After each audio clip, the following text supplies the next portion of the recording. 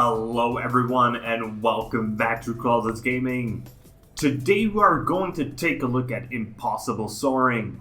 This single developer flying game promises the feeling of intense speed as you soar through the sky, dodging obstacles, trying to achieve the highest scores. Whether it can deliver on this promise is the question we will try to answer today. Impossible Soaring is available on Steam for €3.99 or your regional equivalent. Sometimes I feel that only games that have either AAA graphics, look sort of retro, or have a unique graphic style are games that get attention. But there is a giant market of games that are created by people who have a good idea but do not have the money to pay for great graphics. Usually, these games are just sort of out there and they never really get a chance to shine. So let us break the vicious cycle and give Impossible Soaring a chance to shine.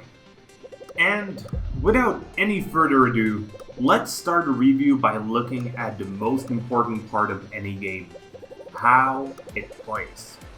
And I gotta say, I was so immensely surprised by Impossible Soaring.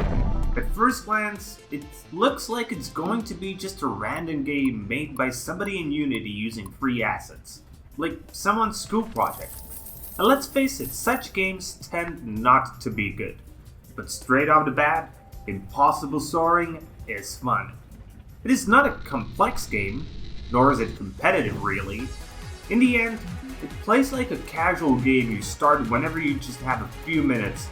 You want something to play, but you don't have that much time to play something bigger. So, what is Impossible Soaring about? About flying. Flying around trying to accumulate as many points as you can within a span of 3 minutes. And in the end, sometimes less is better than more. The way you get the points is almost ridiculously simple. Fly close to things. Whether it means flying close to the ground, flying through windows or jumping pipes, it doesn't matter. Just fly as close to them as you can at the highest speed you can achieve. The longer you can do it, ideally, fly near many different things in a row, the higher your score will be. This isn't the only mode available though. There is one more. In second mode, you get a bunch of balloons spawn on the map and you have to pop them all. This on itself probably doesn't sound very exciting, and that is understandable. On itself, it isn't that exciting. Whether it is fun depends on the most important thing. Is the flying fun? And yes, it is. The flying again isn't very complex. There aren't tons of buttons you can push. Essentially you just jump down, get a bit of speed, and you're flying. Just turn, fly close to things to gain speed, and enjoy the ride is the essence of the game. One thing needs to be pointed out though. This is the kind of a game that is about 1 billion times better on a controller. Having analog controls for flight is just so much more precise, so if you are going to play Impossible Soaring, then definitely use a controller. What is interesting is the fact that Impossible Soaring boasts itself as a difficult game. And to a degree it is true. Getting used to the control scheme takes a while, and before you get used to it, the game is hard. But once you get used to them, the flying itself just gets chill. And that is how I would describe Impossible Soaring, as an experience. Just chill. If you just want to chill while soaring through buildings, trees, giant corals, etc., then Impossible Soaring is really fun. Apart from the flying itself, Impossible Soaring doesn't provide much. It has a little progression system where you can buy skills like being able to fly faster or slower, additional speed gain from flying close to objects, etc. But because you can only have single one of these skills equipped at any given moment, they do not impact the gameplay by that much. So, the question becomes something very simple. Do you want just a simple game?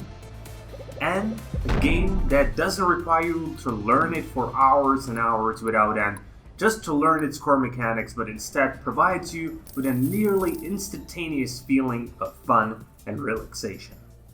Nonetheless, whether I, you, or anyone else like it, graphics does play a role when deciding whether you will want to play a game.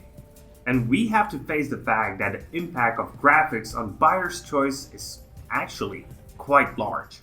So how does Impossible Soaring fare in the graphics department? As you can see from the video, it's not great. The game doesn't have a high polygon count.